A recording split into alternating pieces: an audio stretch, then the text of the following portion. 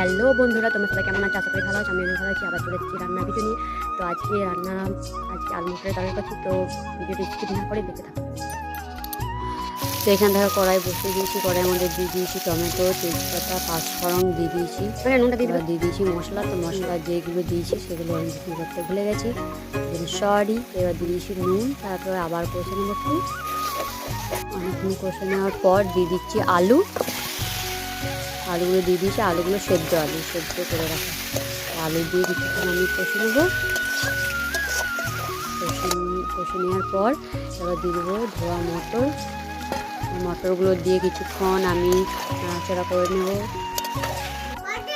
এবার দিয়ে দেবো জল। এবার দিয়ে দিলাম জল। চলো দেখি। তারপর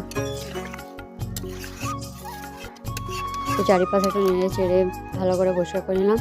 তারপর দেখো নামাবার সময় একটু দিয়ে দিলাম গরম মশলা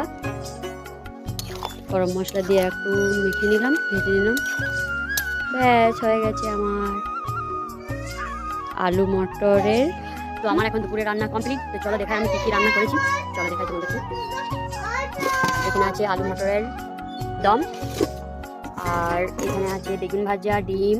এখানে একটা ডিম ভাজা আছে, এখানে একটা ডিম আছে, আর এখানে আছে ডাল।